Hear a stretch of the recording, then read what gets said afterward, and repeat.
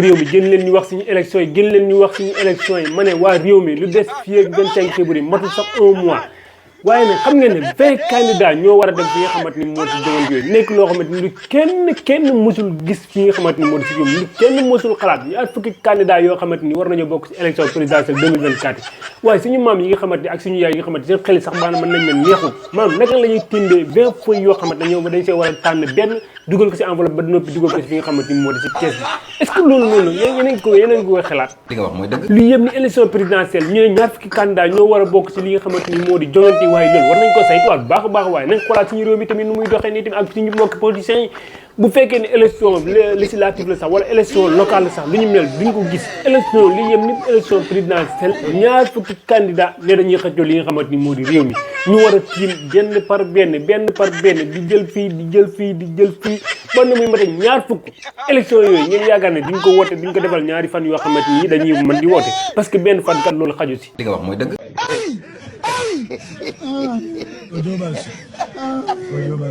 waaw est-ce que yow mii bokk nga si ñi nga xamante ni ñoo nar a soppi réew mi est-ce que am nga carte d'identité boo amul carte d'identité nan ngay def pour mën a soppi si ñi nga xamante ni moo di réew mi boo amul carte d'identité nan ngay def pour mën a changer li nga xamante ni mooy jafe-jafe bi si réew mi yow mi nga di ko gis yaakaar ne loolu mooy li fi am waaye boo amul carte d'identité tamit nan ngay fële ki nga xamante ni moom nga yaakaar ne moo mën a doxal réew mi boo amul carte d'identité nan ngay defee ba am li nga xamante ni moom nga bëgg si sa réew loolu yëpp boo ko amul boo amul carte d'identité doo ko mën demal jëli sa carte d'identité daas fanaan xaas 25 février nga dem woote ji facilement ka nga xamante moom nga bëgg wooteel jàmm ñooy réew mi amassé dëgg du rombi nopp ñu nuyu leen siyaar leen baax a baax am mbégte saa su ne di ànd ak yéen seen bii di Makane bi TV yow mii doo ko dal sama vidéo maa ngi lay ñaan nga abonné te activé cloche notification bi ndax lépp luñ dugal nga bokk si ñu koy njëkk jot mbokk internet di dal leen ak jàmm góor li ma la wax damay laal kër yi partager commenter positivement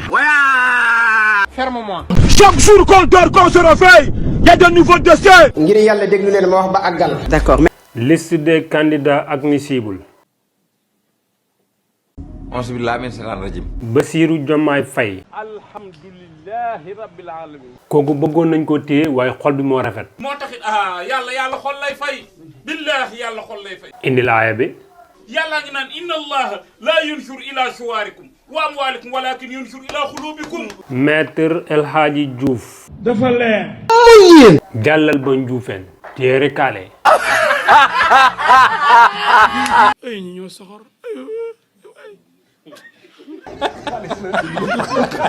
mais saa yi kana affaire bi da la métti dugul ma ko sax sama yaram ay nar la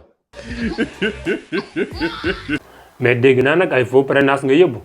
ak ñoo mën a fen waa léegi naka ngay def duma ci bañ dara Bougane Gueye Dany recalé yàlla baax waa maître Amadou Ba lan mooy programme am sax fen ak rey maître toppal ci ginnaawam ndax daa mel ni yéen a am programme de amul benn wuute kiif ma topp ci ginnaaw waaw loolu laa wax kay yow da nga may waaw baal ma maître damay waxtaan rek man meruma de yow ku yemaate waa léegi kan ngay àndal ci élection yi kon Ousmane Sell mi 11 500. nga ni da ngay fet Ousmane Sonko naam maître nee na day bokk Pastef de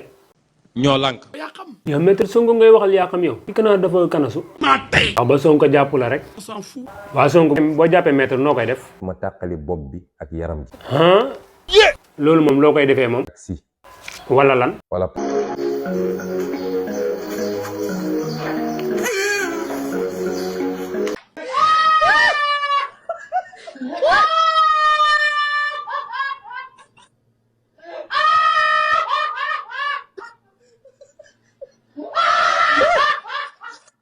maître loolu rek war naa tax nag yow mii nag doo ànd ak ki nga xamante moo di président Ousmane Sonko wala Sonko mu sell bi kon bu ko defee sama gars yi ma jox leen dig daje si kanam ak beneen vidéo incha allah jaa ngeen jëf peace